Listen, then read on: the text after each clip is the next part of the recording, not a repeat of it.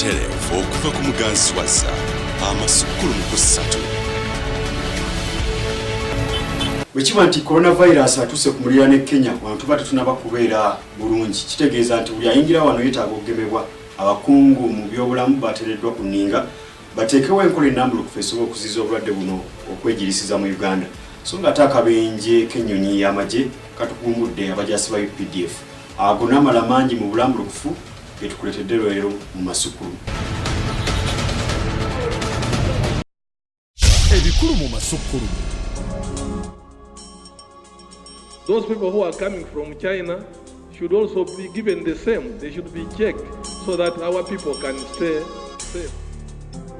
Parliament ekangudde ku ddoboozi ku kirwadde kya coronavirus.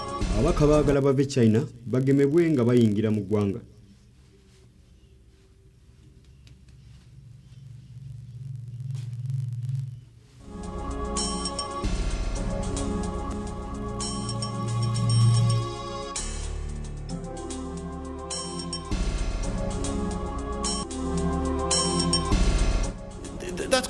That issue of compensation can go to court, but it should not stop the project. Should not stop the project. Gansimbi gibawo obuzibu. President Museveni agugumbudde abalambuzi.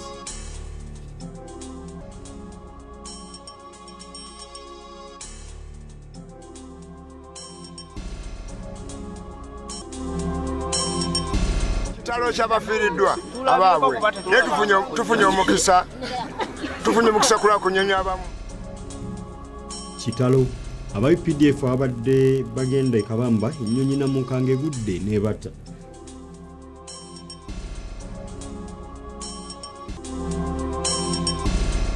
Era olwaleero nangirira nti ndi wa kwesimba kwa pulezidenti bwa Uganda. Nange entebe ya pulezidenti ngisobola.